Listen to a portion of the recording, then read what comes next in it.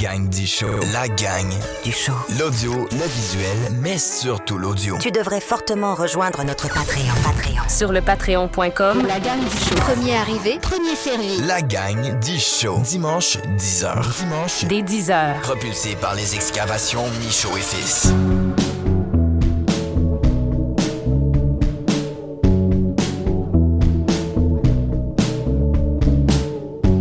Bon dimanche, mes très bons amis. Mettez-vous excessivement bien. J'espère que vous avez un beau week-end jusqu'à présent. Il y a quelques semaines de ça, j'ai fait un appel à tous parce qu'on avait fait un show avec JS dans lequel on parlait de SAAQ Click, le fiasco de 1,2 milliard du gouvernement de la CAQ. Et j'avais lancé ça comme ça. J'avais dit, si jamais vous connaissez quelqu'un qui a les compétences, qui est dans la programmation, qui a une compagnie là-dedans, qui monte des sites web, des applications, peu importe, ça serait gentil de me le mettre en contact pour qu'on puisse avoir une belle discussion à propos de ça, de qu'est-ce qui s'est passé dans ce fiasco gouvernemental-là, ça clique. Et il y a Xavier qui m'a écrit. Xavier, t'es un amour. Je te salue, mon chum. Et même que Alex me dit que t'étais un super vendeur. Alors peut-être que dans le futur, ça serait cool qu'on puisse jaser ensemble. Ben, Xavier m'a mis en contact avec Alexander Goncharov Carré. Voilà. C'est pour ça que j'ai ajouté le carré, c'est parce que le Goncharov, c'est voilà. C'est compliqué. Là, c'est compliqué, les noms des pays slaves. Donc, vous l'avez entendu, Alex est à ma gauche et Alex est on peut-tu dire un genre de senior dans comment ça fonctionne? Disons les grades dans le domaine de la programmation. En gros, il y a plusieurs métiers. En fait, la programmation, la technologie, c'est un domaine tellement large que voilà, il faudrait peut-être un épisode en entier pour parcourir le tout, c'est vrai. Mais disons, t'as de la chance parce que moi, j'ai touché un peu à tout par ma curiosité grande et puis par l'éducation que j'ai reçue par mes parents, etc. Donc moi, dans la technologie spécifiquement, je m'occupais principalement de l'aspect produit.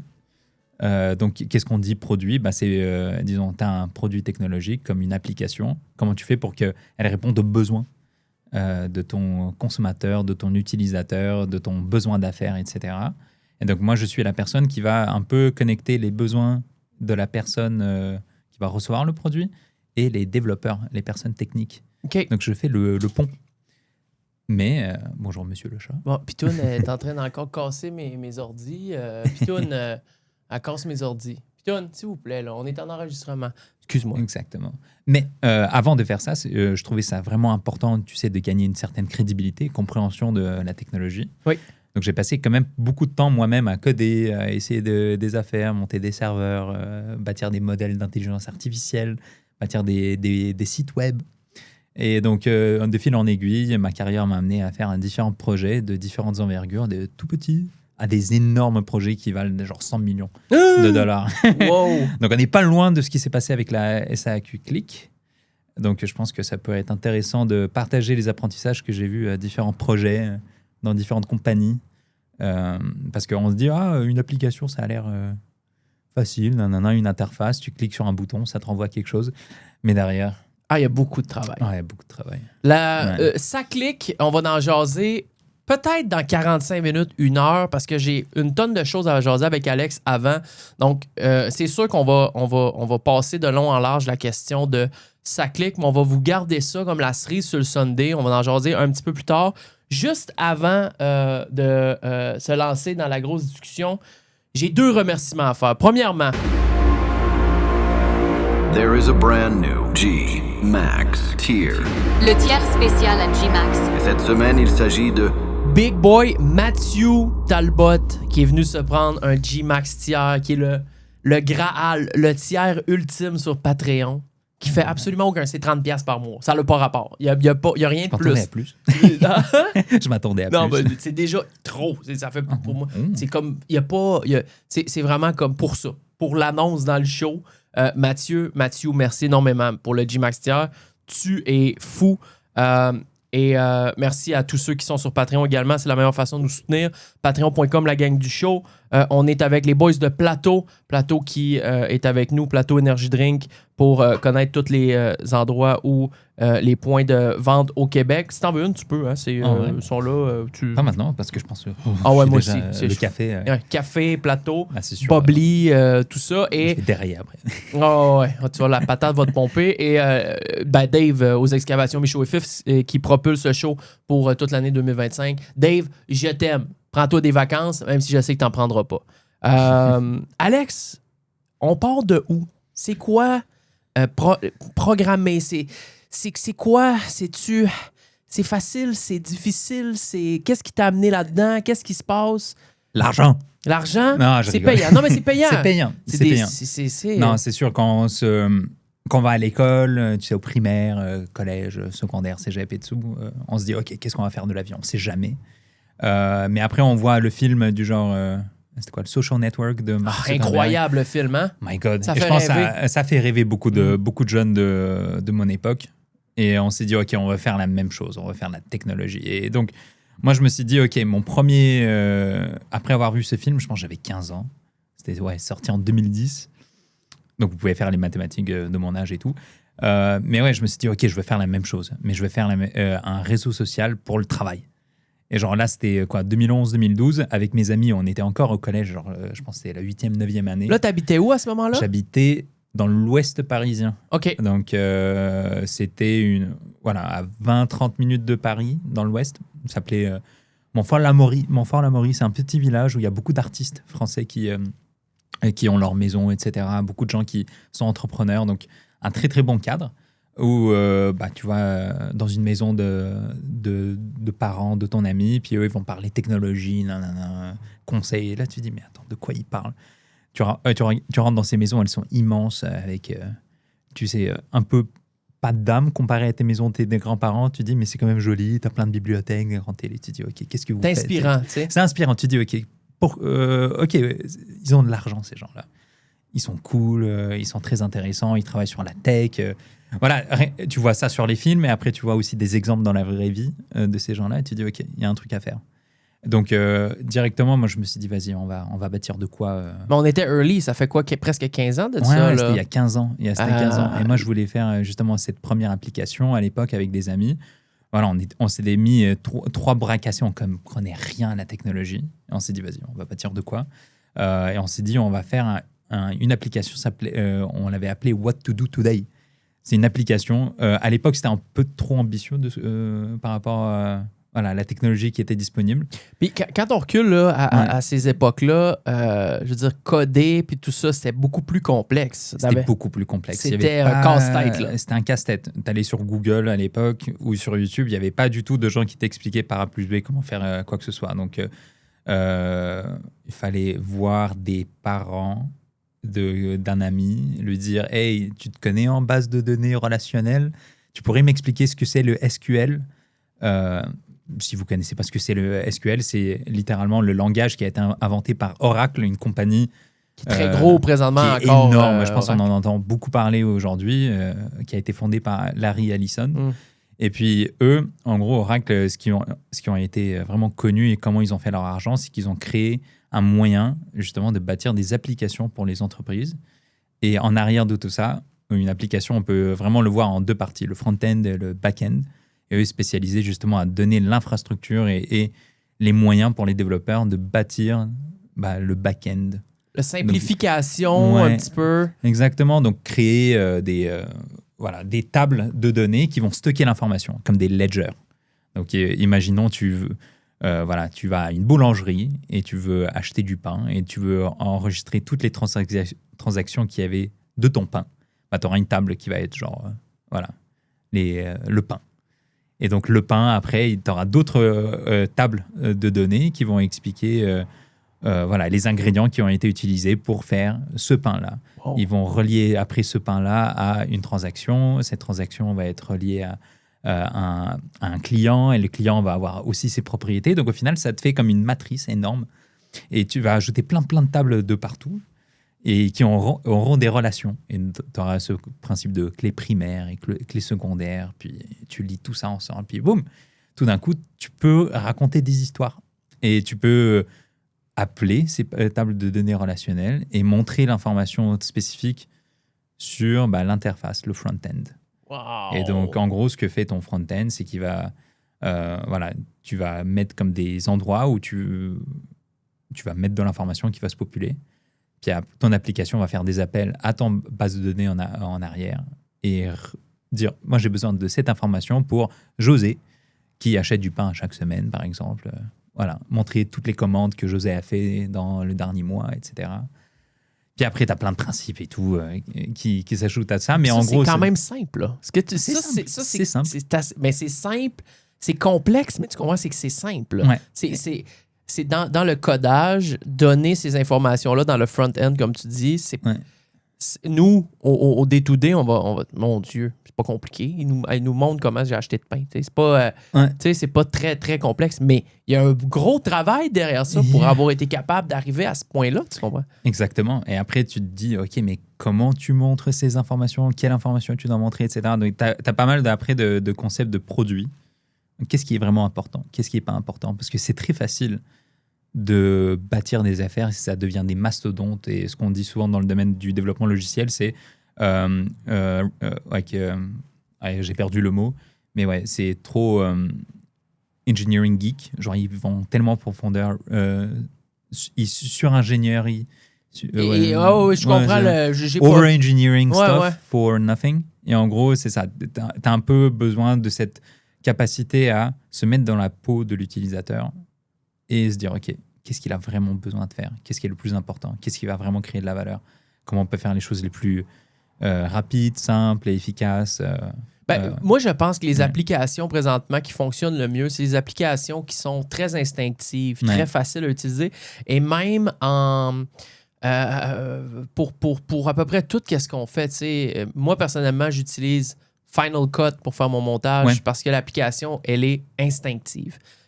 Des fois, je dois aller voir sur YouTube pour trouver comment faire tel effet ou tel truc, mais la plupart du temps, par instinct, je le comprends.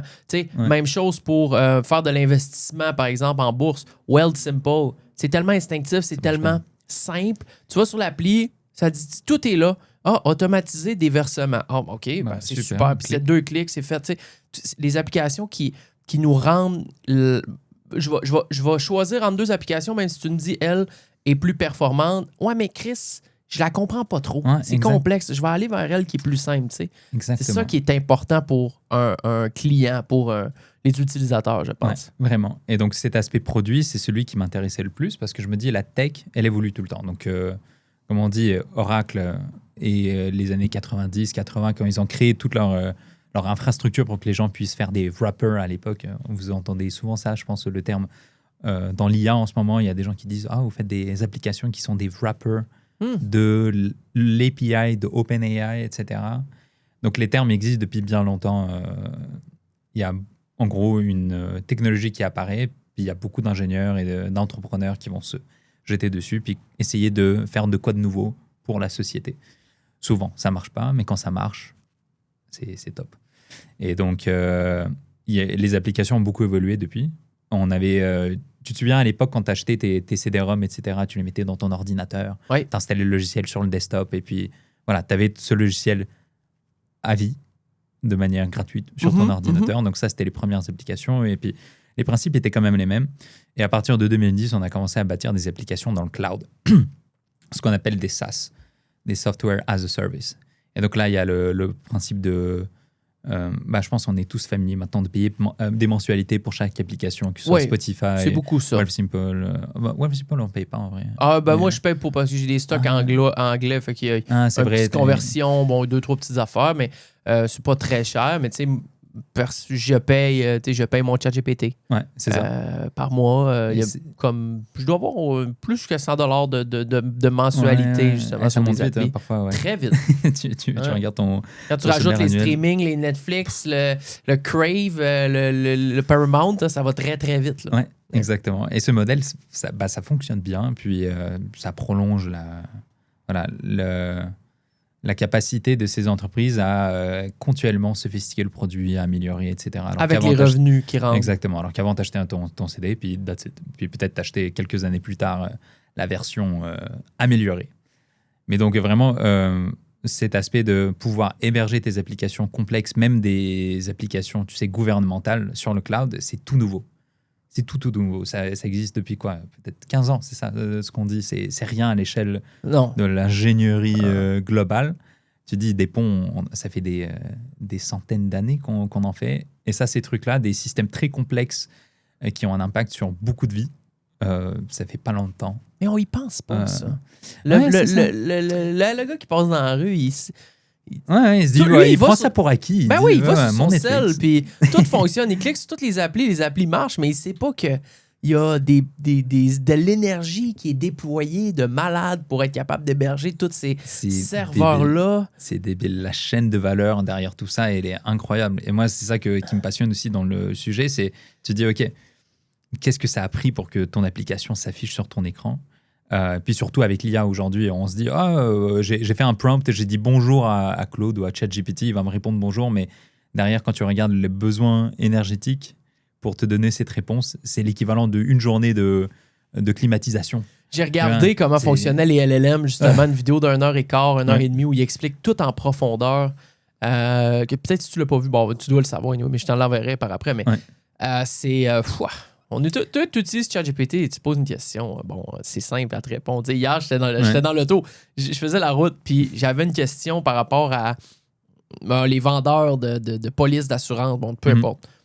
Je me suis mis à jaser avec ChatGPT pendant 15 minutes et verbal, là, dans l'auto pendant qu'il était là, comme si je jasais avec quelqu'un à côté de moi, puis je jasais avec, puis là, je disais, OK, mais tu penses pas que telle affaire? Ah ouais, t'as raison, mais non, parce que si ça...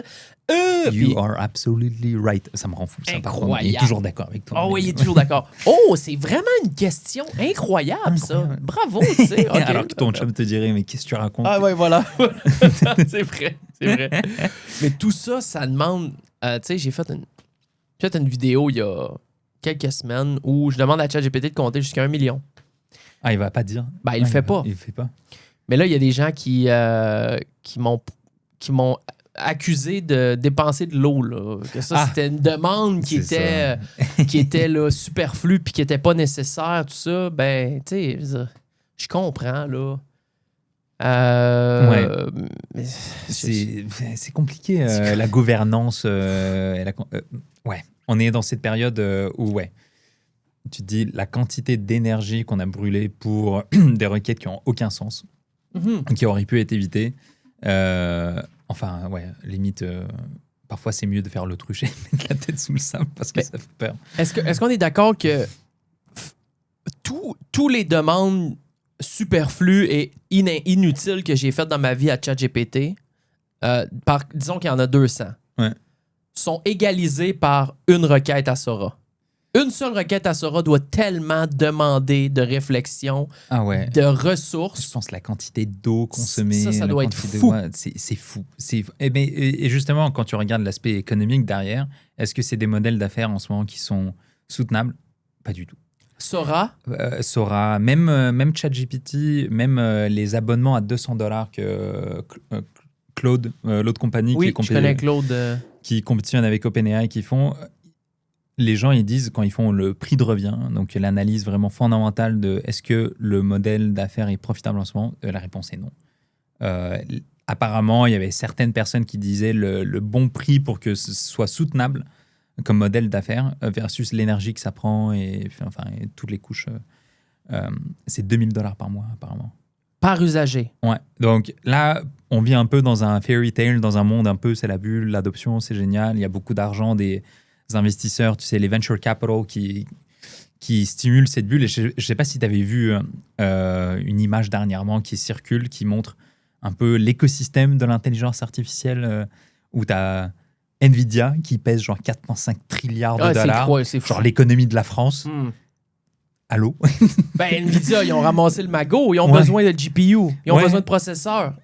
Partez avec. Ils fabriquent un peu les pelles, tu sais, de se ruer vers l'or. Et après, tu as plein de compagnies qui gravitent et font des échanges. Et moi, j'investis en toi et j'achète tes services, etc. Puis, il y a vraiment ce diagramme. Je ne sais pas si tu veux après le lier. Je ne suis pas sûr que je l'ai vu, mais je sais, j'imagine facilement. Et puis, là, tu te dis, mais attends, mais c'est pas possible, c'est une bulle, ce truc. Il y a beaucoup de gens qui disent que le modèle est un peu insoutenable, que ce soit côté fondamental ou même au niveau des échanges entre les acteurs, de comment ça fonctionne. Donc, Bref, moi, je me fais des attentes personnelles que peut-être dans un futur proche, moyen, long terme, la dopamine et l'addiction qui nous ont créé à utiliser ces modèles de langage, les LLM, etc., que ça coûte beaucoup plus cher plus tard. Tu vois. Là, on nous... Donc, ouais.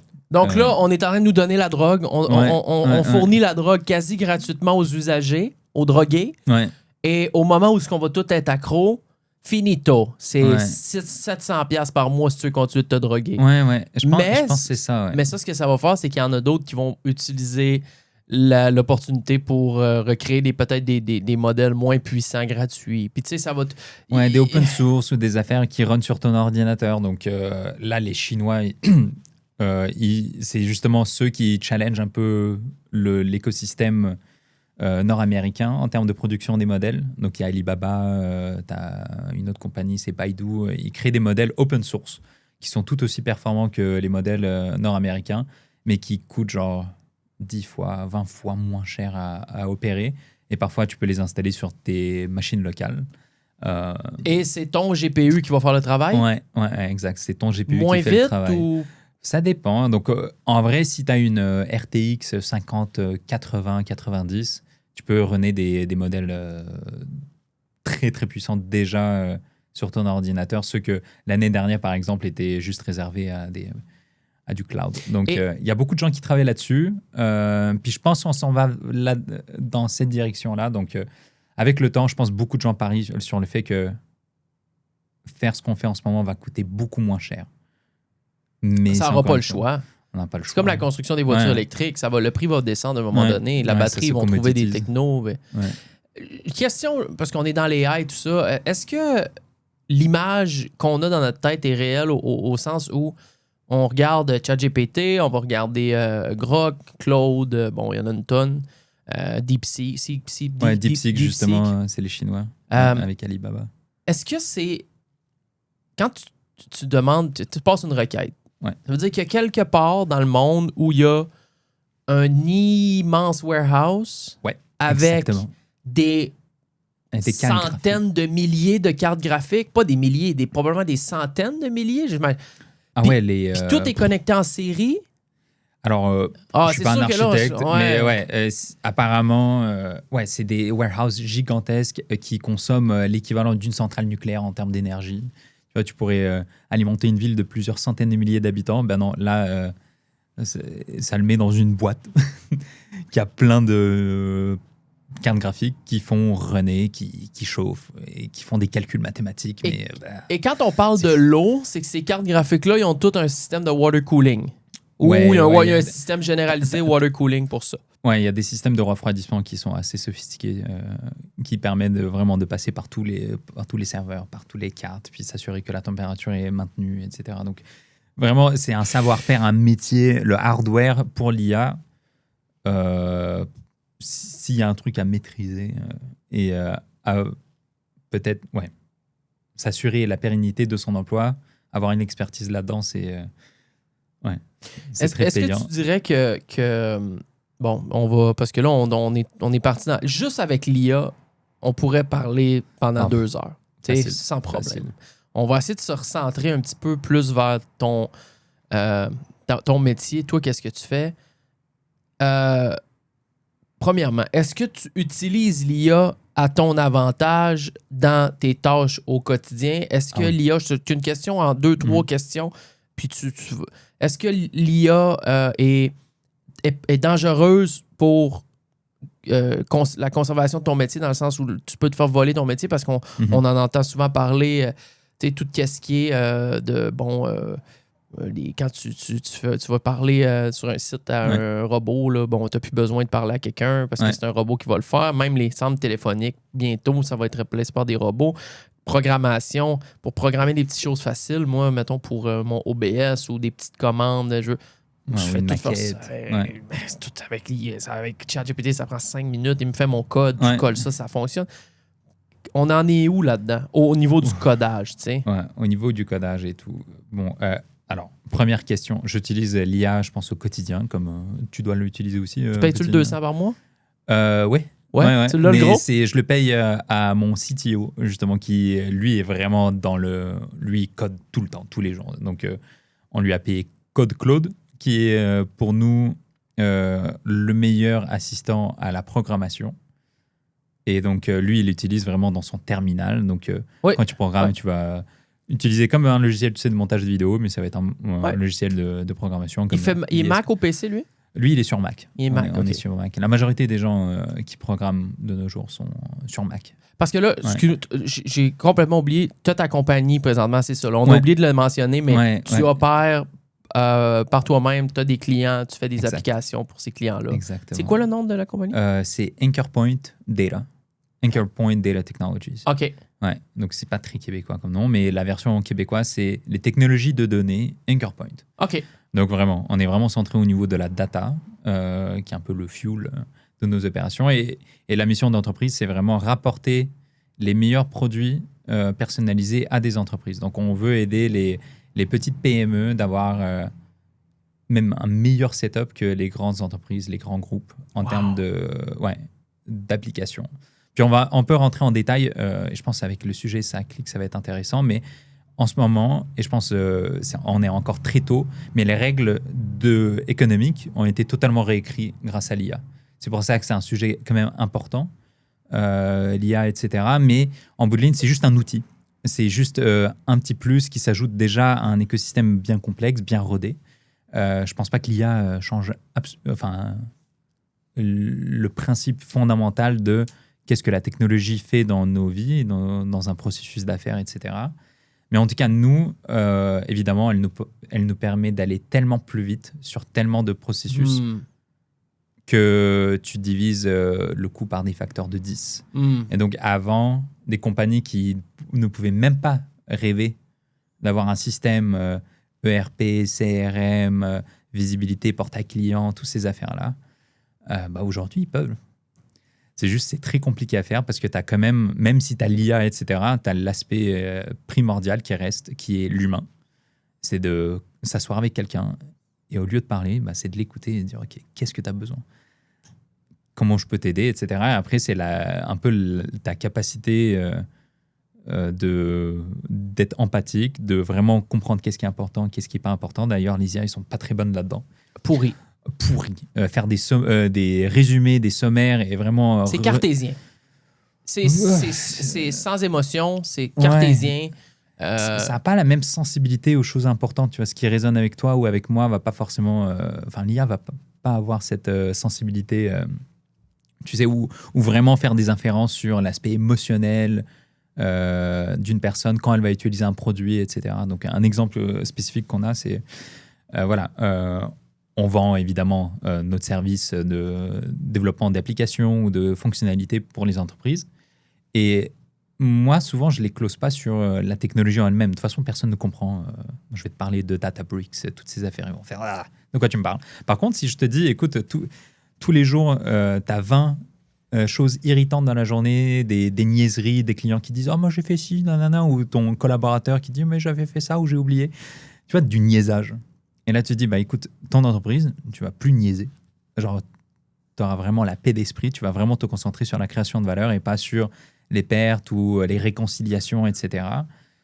Et c'est là où... Là, tu viens de toucher une corde sensible. Ouais, là, on touche des cordes sensibles. Et c'est ça, en fait, c'est limite addictif pour moi. Tu sais, de venir, d'aller vraiment... pas parler de la fonctionnalité ou quel Python tu veux passer et quel résultat tu veux voir, mais plus aller encore plus profond. C'est en mode, OK, tu fais ce travail, mais pourquoi ? Comment tu le ferais de mieux ? Et là, on revient dans les fondamentaux et ce que j'ai étudié après à la Poly, ici, à Montréal. À Polytechnique ? Ouais, exact. Qui était le génie industriel. Donc, tous ces principes, tu sais, de comment tu maximises les activités à valeur ajoutée et comment tu optimises les processus, comment tu t'assures que ce que tu bâtis dans ta chaîne de production, que ce soit à l'usine ou dans les activités administratives, soit le plus efficace, sans perte, rapide, à moindre coût. Donc, tous ces principes s'appliquent aussi construire de logiciels. Puis, il faut vraiment le voir, le logiciel, c'est comme une machine dans une usine. Donc, avant, disons, tu faisais des bateaux ou même des voitures. les voitures avant étaient très basiques, tu sais, donc il y avait... fallait plier, souder à la main, etc. Et tout d'un coup, on a inventé les presses qui vont presser les vieux métalliques, etc.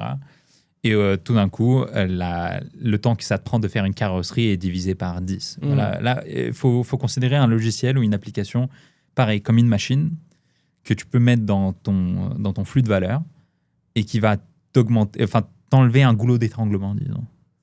Et donc... mais parfois, augmenter la capacité de manière infinie sur un processus, ça sert à rien. Tu vas surproduire, ça va aussi créer des pertes et c'est pas bien.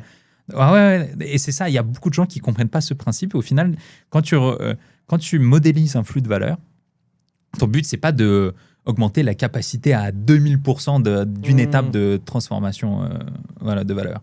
Ton but, c'est juste créer un tuyau qui est assez égal et qui le flux soit fiable et qui n'a pas de fuite. Donc, on fait beaucoup d'analogies avec la plomberie, disons. L'optimisation. Ouais, beaucoup d'optimisation. Beaucoup d'optimisation et tu veux... c'est comme construire une maison aussi. Tu as beaucoup d'éléments. Le front-end, ça va être la beauté des fenêtres, les portes, etc.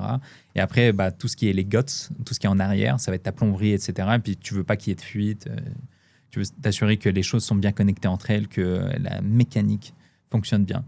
Donc, toutes ces analogies et tous ces concepts-là sont assez importants quand on bâtit un produit technologique aussi et quand on l'implémente aussi, que ce soit une entreprise ou pour un consommateur. Donc, et vraiment, bâtir quelque chose de qualité, c'est dur, c'est très compliqué. C'est sûr. C'est très compliqué.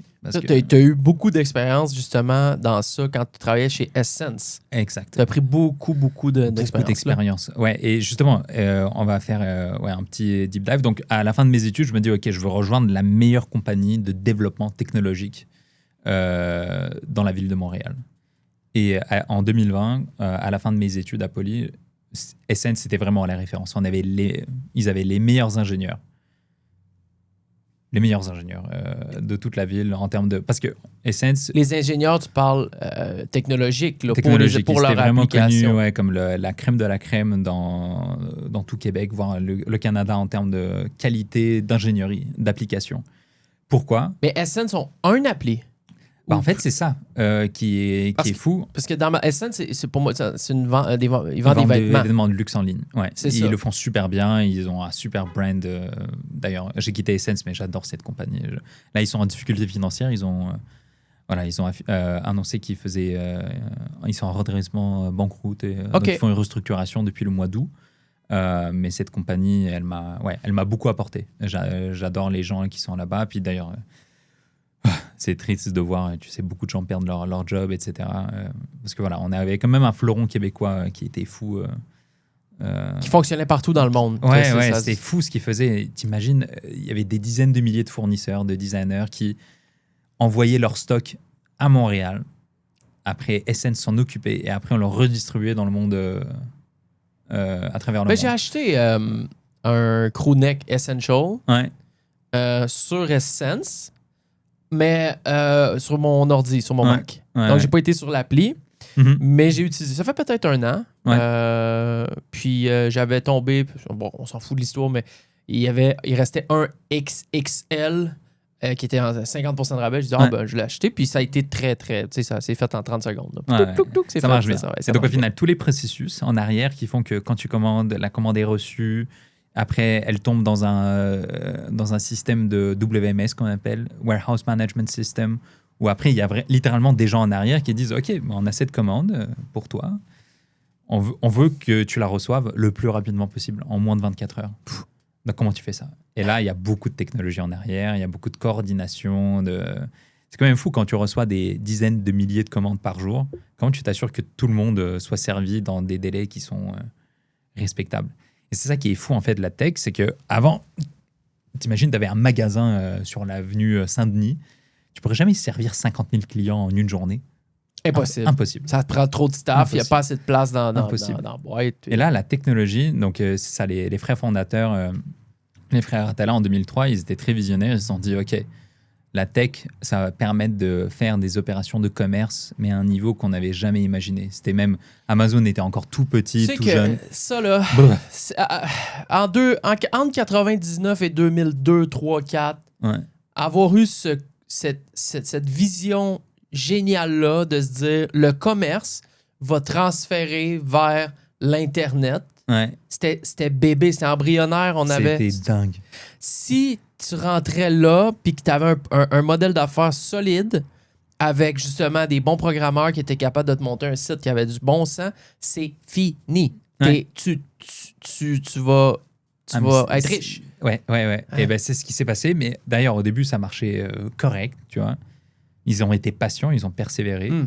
Et c'est ça qui est dingue, c'est quand moi, je suis rentré dans la compagnie en 2020, le système que le Rami avait codé en genre 2003, 2004, 2005, qui était d'ailleurs son projet d'études à Poly, il renaît encore. Toute la compagnie renaît dessus. C'était vraiment le cœur, le backbone. Et le modèle, c'est un modèle que probablement, parce qu'il y a beaucoup de HTML, Java, ça. Ouais, c'est exactement ça. Il a codé en PHP. Tu vois que j'ai jamais entendu PHP, là. Je connais pas assez ça. Mais tout le monde, genre dans les années 2000 et début 2010, tout le monde codait en PHP parce qu'il n'y avait pas de technologie ou de framework moderne comme on appelle React, Next.js, etc. Mais si tu apprends en 2025, tu n'apprendras pas le PHP, là. Ouais. En vrai, c'est encore... il y a beaucoup de sites internet et encore de technologies qui runnent dessus. Donc, il y a encore des spécialistes, mais je dirais il y a de nouveaux frameworks beaucoup plus soutenus. En fait, ce qui compte quand tu apprends un langage de programmation, tous les langages se ressemblent plus ou moins, on s'en fout un peu. Ce qui compte, c'est la communauté qui est derrière, donc le nombre de développeurs qui utilisent cette tech et à quel point elle est maintenue, rafraîchie, soutenue, etc. Parce que tu te dis, si tu veux bâtir vraiment pour du long terme une vraie application, tu devras la maintenir, tu devras la débugger, tu devras peut-être embaucher de nouveaux ingénieurs pour supporter cette tech parce que la personne qui travaille avec toi aujourd'hui, elle va peut-être pas rester avec toi toute ta vie. Donc, tu veux penser à ça et pas aller dans des techs un peu souterraines. J'ai entendu des histoires, par exemple, une application ou un site qui roule depuis 20 ans puis qui a toujours gardé sa popularité, qui roule. Ben, au fil de ce 20 ans-là, il y a eu plusieurs codeurs, programmeurs qui ont passé au travers de la compagnie. Puis tu te rends compte que tout arrive dans la boîte en 2025, tu regardes ça et tu te dis, mais t'as peu, là. Là, il y a 7 sortes de codages différents, toutes reliées par des genres de ponts qui c'est déstandardisé. Il y a des vieilles affaires, il y a des affaires plus neuves. Puis là, ça devient un cauchemar là, de rejouer là-dedans. Souvent, les ingénieurs qui arrivent dans leur nouvelle compagnie, le temps qu'ils se familiarisent avec la code base et le stack. T'en as pour des mois, juste. T'en as des mois. Donc, en fait, c'est trop pour une seule personne pour comprendre le tout. Et là, après, il y a différentes compagnies qui ont différents standards, etc. On entend souvent le mot tech debt. Donc, c'est la dette technologique. Il y a des compagnies qui sont très bonnes à faire le ménage dans leur code, d'enlever des affaires qui ne marchent pas. Tu sais, des tuyaux qui sont là, mais qui ne devraient jamais exister. Puis, il y en a d'autres qui le font pas très bien. Il y a la majorité des compagnies, d'ailleurs, comme les vieilles, les banques, etc., ils runnent encore sur des affaires qui ont été bâties dans les années 80-90. Pourquoi ? Parce que c'est très difficile de bâtir des applications qui ont de l'allure. Et puis, encore une fois, les infrastructures qui apparaissent aujourd'hui et l'IA, c'est tellement jeune. Il n'y a pas vraiment quelqu'un qui a la recette magique ou qui sait quoi faire. C'est pour ça qu'on peut avoir le FOMO quand on regarde sur Internet qu'est-ce qui se passe, qui bâtit quoi, mais il faut respirer un peu. Parce que ça, tu regardes ça. Mais tu sais, quelqu'un qui ne connaît pas trop ça, regarde ça. Mon Dieu, l'IA, c'est quelques clics. J'ai ma boutique de dropship, puis je pars à faire 1 million comme ça. Ça marche pas de même. Non, ça marche pas de même. Ça marche pas de même. Et surtout, plus on avance dans le temps, plus on se rend compte que la technologie, c'est pas tant important. Enfin, c'est important. Mais ce qui compte encore une fois le plus, c'est est-ce que tu bâtis la bonne affaire. Donc, et ça, c'est compliqué. Et est-ce que tu bâtis l'affaire qui va être pérenne et qui va vraiment apporter de la valeur aux gens. Et ça, c'est plus compliqué. Donc, quand tu es arrivé chez Essence, est-ce que tu as vraiment optimisé? Tu sais, c'est quoi exactement que tu es allé... Du moment que tu es rentré en 2020 puis tu es parti en 2024 peut-être? Exact. Je suis parti en mars 2025. Il y a eu beaucoup d'avancements qui ont été faits de ton côté. Qu'est-ce que tu as accompli chez Essence? Alors, chez Essence, je suis rentré... donc, moi, j'avais fait un bac en génie industriel, donc vraiment spécifique aux maths appliquées à l'industrie. Donc, c'est beaucoup de de stats avancées. Maintenant, on l'appelle ça l'IA, mais à l'époque, voilà, les ingénieurs ne sont pas très bons pour faire du branding ou du marketing. Mais on utilisait des modèles statistiques qui nous permettaient d'entraîner des modèles d'apprentissage machine, des régressions linéaires. Ça, c'est un truc de base. Après, tu as des modèles random forest, des decision trees. Donc, c'est tous des modèles qui te permettent d'entraîner un modèle avec des données du passé, puis te permettent de faire des prédictions. Donc, c'est ça que j'avais vraiment charbonné à Polytechnique. Ça m'intéressait beaucoup. Donc, tu t'es spécialisé dans ça. Je me suis spécialisé là-dedans, ouais, exact. Donc, pendant tous les labos, c'est moi qui faisais le code sur Python ou sur R pour bâtir ces modèles. Quand il y avait des cours sur la simulation, donc prédire dans un environnement chaotique à beaucoup de variabilité, qu'est-ce qui va se passer dans le futur. Et ça, c'est des sujets qui me passionnent. Wow! Donc, il y a des sujets de simulation. Mais ça m'en prend les gars comme toi, puis c'est très niche, là. Ouais, c'est très niche, mais ça s'applique un peu partout. C'est ça qui est beau dans ce domaine d'études, et d'ailleurs, je le recommande à tout le monde. C'est comment tu utilises la data pour prédire le futur le mieux que tu peux. On n'a pas des boules de cristal, mais quand même, il y a toujours cet aspect de probabiliste qui arrive, qui te permet quand même de prendre des meilleures décisions que juste un coin flip. C'est ça le truc. Il faut toujours que tu sois meilleur qu'un coin flip. Mais en tout cas, je suis rentré à Essence en 2020 comme scientifique de données, business analyst pour le département de la fraude. Donc, qu'est-ce que je faisais? OK, il y a de la fraude au Essence. Il y a de la fraude partout. Il y a de la fraude partout. Énorme, surtout sur Internet. Moi, je travaille avec des casinos en ligne. C'est fou, là. Ils se font... je veux dire, les gens, mais là, il faut que je fasse un KYC. Ben, t'as pas le choix. C'est de la fraude à fond. C'est fou. Et le sujet, au début, je me dis, la fraude. Bon, en tout cas, j'ai été référé par un scientifique de données que j'avais rencontré pendant une compétition de cas à Poly, qui travaillait chez Essence. Il m'a référé, j'ai eu la job. C'est pendant le Covid, donc je rentre, c'est juillet 2020. Moi, à l'époque, j'étais même en France, tu vois, j'étais revenu passer mon été avec la famille, etc. Et là, je commence à travailler pour Essence à distance, donc tout le monde est à distance, tout le monde est renfermé. C'était un peu spécial, mais bon, au moins dans mon domaine, c'était vraiment il n'y avait pas vraiment de raison d'être sur place. Ben, t'as le meilleur domaine pour travailler de la maison, donc là, on s'entend. Là. C'est ça. Et puis, je commence à travailler sur des projets, tu sais, de prédiction des tendances de fraude. Donc, parce qu'il y a des gens qui, dans l'e-commerce, il y a des gens qui font des chargebacks. Je ne sais pas si tu es familier avec ce principe-là. C'est comme une... Je le vois à peu près, là. C'est que tu te la jettes, finalement, tu le reçois, tu dois le rembourser. Quelque chose, une cochonnerie de même. Là. Où il y a des gens qui vont, tu sais, acheter des bases de données de cartes de crédit volées, puis ils vont faire des transactions sur Essence pour recevoir des produits, puis après, ils le revendent. Des trucs de PayPal. Exactement. Et les gens sont très créatifs. Ah, ça j'en doute pas. Mais créatifs au point où, si tu fais rien pour te protéger, ça peut te coûter 10% de ton chiffre d'affaires. Et si tu fais rien aussi, comment ils s'appellent, les opérateurs de cartes de crédit, les réseaux, Visa, Mastercard, ils peuvent dire, écoute, ton business est beaucoup trop risqué, on ne veut pas faire affaire avec toi, tu nous coûtes trop cher. Donc, tu es obligé de faire dans l'e-commerce, dès que tu commences à grossir, de la prévention de la fraude. Et donc, faut que tu envoies des rapports comme quoi à ces compagnies-là, j'imagine, comme quoi tu as fait des efforts. Ils vont monitor.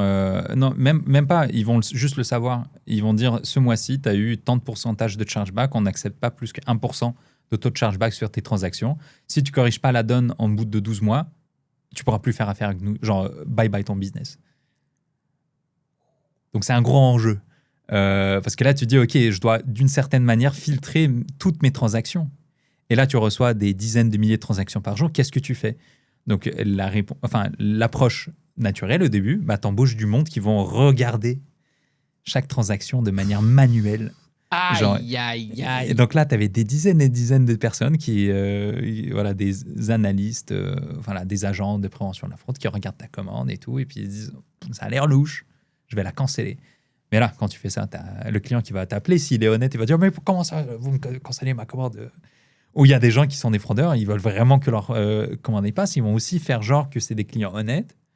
Wow. Ouais, et donc là, ça crée des situations où c'est fou. Genre, tu remarques que tu te fais frauder en fait de partout et que c'est très difficile de prendre des décisions de qualité à grande échelle. C'est une autre chose à laquelle on pense pas. Amazon, ça doit être fou. Ça doit être fou comment est-ce qu'ils se font target. Des histoires que j'ai vues du monde qui commande de quoi et ils font genre un retour, mais à la place du retour, tu reçois des boîtes de conserve. Ouais, ils refoulent la boîte avec quelque chose qu'ils n'ont pas commandé. Qui n'a pas rapport, tu vois. Et comme toi, et les gens, tu sais, qui sont au warehouse, qui reçoivent les commandes, mais ils vont faire...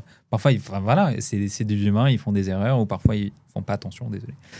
Ils vont accepter aussi dans ton inventaire des affaires qui n'ont pas rapport, ou ils vont ouvrir la boîte, ils vont faire, c'est quoi ce délire? Il y a des histoires où on recevait des colis dans des vestes, il y avait genre des guns, tu vois. What? Ouais. Tu fais quoi avec ça? Attends, le gars, il a retourné sa veste, il a oublié d'enlever le gun? Ouais, exact. Il y a des gens, tu sais, ils prenaient la veste, ils la portaient, ils prenaient les photos Instagram. Puis il a rapporté avec le gun dans la poche. Enfin, c'est les États-Unis. C'est un gars du Texas, tu vois. Et ça arrivait plusieurs fois, tu vois, que tu ouvres des colis, tu te dis, mais qu'est-ce que c'est? Des petits sacs de coke, des poches, de la drogue. On en a vu de toutes les couleurs. C'est incroyable. Ouais, c'est incroyable des histoires que tu vois comme ça dans le granulaire. Et donc, moi, ma job, c'était en mode comment on fait pour, à force que Essence croît, puis la croissance à l'époque était débile. C'était genre 50% par année. Ça grossissait de fou. Ouais, c'était fou. Comment on fait pour qu'on n'ait pas besoin de faire la même chose en termes de ressources humaines? Parce qu'au bout d'un moment, c'est pas une job fun. T'es devant ton ordi, à prendre des appels, etc. C'est pas la meilleure utilisation de ton temps en tant qu'humain, je dirais. C'est sûr. C'est pas passionnant.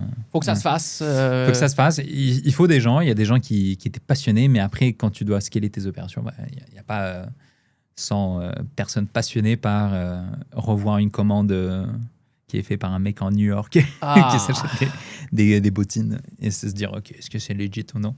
Donc voilà, je bâtissais des modèles qui faisaient ça à la place d'humains. Ça fait sauver de l'argent à une compagnie. Ça, les compagnies, elles adorent, elles payent. Donc oui. Donc on a commencé à bâtir des modèles in-house pour, tu as une commande qui arrive, on analyse 100 points de données, puis après on a des maths qui font un calcul et qui vont donner un score de 0 à 1, enfin ou de 0 à 100%. Oui.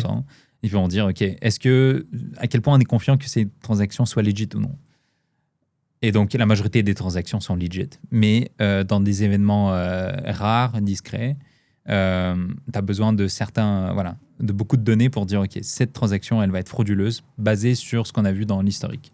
Parce que tu as des années et des années de transactions qui ont, au final, été des chargebacks.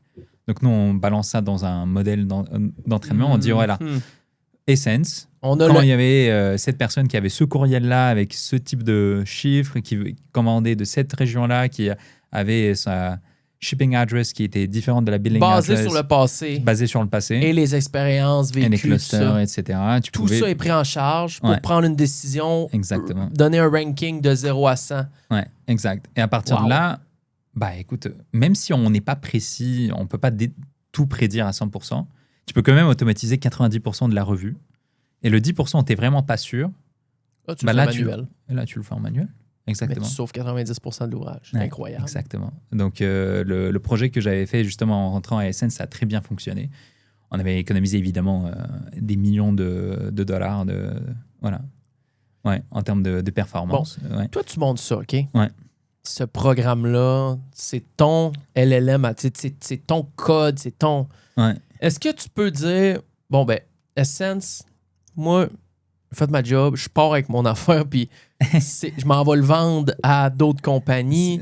C'est pas si simple que ça. Pas si simple. Ouais, c'est pas si simple que ça, parce qu'en bout de ligne, moi je dis, on a bâti ce modèle à l'interne, on avait quand même un environnement qui était un petit peu plus complexe. On travaillait aussi avec un assureur qui nous permettait aussi de donner leur opinion sur les transactions, et si jamais on se trompait, ils nous aidaient à récupérer certains coûts. Donc on avait créé un système qui était quand même très sophistiqué. À l'époque, mon gestionnaire c'était un gars brillant. Donc, avec lui, on a fait vraiment des super choses. J'avais beaucoup d'autonomie.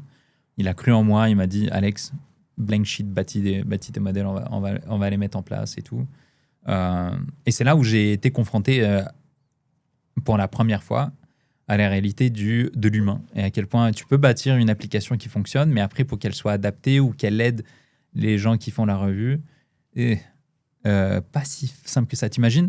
Un jour, tu as un département de 50 personnes et il y a un Français là, comme ça, qui arrive, qui dit « Bonjour, je vais bâtir un modèle IA qui va enlever peut-être 80% de votre job. » Il y a certaines personnes, même si la job n'est pas géniale, c'est quand même leur gagne-pain. Ils ne sont pas très enjouis par le fait que peut-être dans quelques semaines ou mois, ils vont être licenciés. Ben, il te voit y arriver dans le détour, ils se disent, OK, lui, attends un peu, là, dans 6 mois, quand il va avoir fini son modèle, qu'est-ce qui va se passer? Bon, après, it's business, mais en même temps, c'est aussi des vies humaines. Et dans le quotidien, tu dois penser, OK, comment tu approches la relation avec les gens? Parce que tu as quand même besoin de leur input. Moi, je suis pas j'ai pas revu des transactions de fraude pendant des années et des années. Eux, oui. Donc, comment tu fais en sorte que tu crées un environnement de collaboration et que peut-être tu n'es pas juste là à bâtir un modèle IA, ça va beaucoup plus loin. En fait, tu te rends compte que la majorité du temps est passé sur bâtir une relation, être assis avec les gens, les rencontrer, puis aller à des parties avec eux, pour t'assurer que quand tu bâtis ton produit, que ça ne soit pas de la merde. Je comprends. Ouais. Parce qu'il y a des gens, ils pourraient se dire, oh, m'en fous. Je vais faire mon truc, je suis payé à faire mon truc. Et si ça arrête, ça arrête. Et go next. Ouais, mais le truc, c'est que, guess what, ton produit, ça va être la merde et il va pas marcher, personne ne va l'adopter. Et en fait, c'est ça qu'on voit souvent dans beaucoup de produits qui fail et qui ne sont pas adoptés, c'est que les gens, ils ne comprennent pas l'humain en arrière ou la psychologie, que ça soit pour l'aspect consommateur. Et là, tu le vois, le feedback est rapide, mais en entreprise, c'est beaucoup plus dur de voir est-ce que le produit est vraiment il fonctionne ou est-ce qu'il est bien bâti. Avec toutes les connaissances que tu as, mettons, c'est une question qui vient de me popper dans la tête. Là, on connaît toutes les Candy Crush, les Subway Surfer, les jeux d'iPhone, Clash of Clans, les jeux vraiment, même l'autre, là, Clash Royale, des jeux très populaires. Avec toutes les connaissances que tu as, l'équipe, les gens que tu as rencontrés au fil des années, tout ça, est-ce que toi, tu verrais pas une possibilité de dire, bon, regarde, on va passer 1 an à faire le jeu, qu'on sait que ça va exploser, qui va être codé, qui va être tellement instinctif que juste avec les ads, puis les Battle Pass qu'on va vendre à 13$ par mois, puis les vies de plus, puis les ci, puis les ça, on va être archi-millionnaire. Je pense pas que ça serait une possibilité pour toi, ou je sais que c'est pas ça, ton modèle, tu as une compagnie, tu fais d'autres choses, mais est-ce que tu aurais ces connaissances-là, ce knowledge-là, puis tu y arriverais? Alors, je dirais que sur l'aspect technique, rien n'est impossible, ça se fait. En fait, le plus dur, vraiment, c'est comment tu fais un truc qui est addictif, que les gens ils aiment, comment tu le distribues, comment tu le vends. Ça, c'est des choses compliquées. Bâtir aujourd'hui des applications, et grâce à justement l'IA, c'est pas si compliqué que ça. Exact. Tout est documenté, les gens sont sur GitHub, sur les Stack Overflow, sur même l'IA. Elle s'est entraînée beaucoup sur les conversations d'ingénieurs qui essayaient de débugger de quoi ou bâtir une solution, même sur les bases de code qui étaient publiques. L'IA, elle sait plus ou moins comment te dire comment bâtir ton application. Il faut juste comprendre certains principes comme tu as cette brique. Bref, c'est pareil. Tu vois. Enfin, il faut juste savoir c'est quoi le processus pour bâtir une application. En dehors du code, tu as beaucoup aussi d'ingénierie autour. C'est ça qu'il y a beaucoup de gens qui... à premier abord, tu dis je vais aller sur Lovable ou Claude, où je vais générer de quoi très rapide avec une interface utilisateur. Mais après, bonne chance pour la mettre en production, t'assurer que les choses rendent bien, que, que les load tests le passent. Le back-end est très complexe. Exact. Donc, il y a des choses à savoir faire qui varient dépendant du type d'application que tu fais. Et ça, c'est pas évident. Mais oui, en fait, moi, je dirais, si vous avez une idée ou une expertise très, très fine, pointue, soyez pas effrayés par la technologie. Il faut juste trouver le crack qui sera en mesure de mettre ça sur pied, là, que ça soit fonctionnel. Exact. Parce que je regardais, j'ai tombé... Ça fait peut-être 1 an de ça. Je tombe sur un gars sur TikTok et lui, il fait 2 applications ou 3 par semaine. Il code, il met en ligne sur App Store et Google Play 2 à 3 applications en ligne. Puis à la fin de chaque mois, c'est des jeux. Puis il va toujours prendre la trend du moment. Par exemple, je sais pas moi, Donald Trump qui envoie je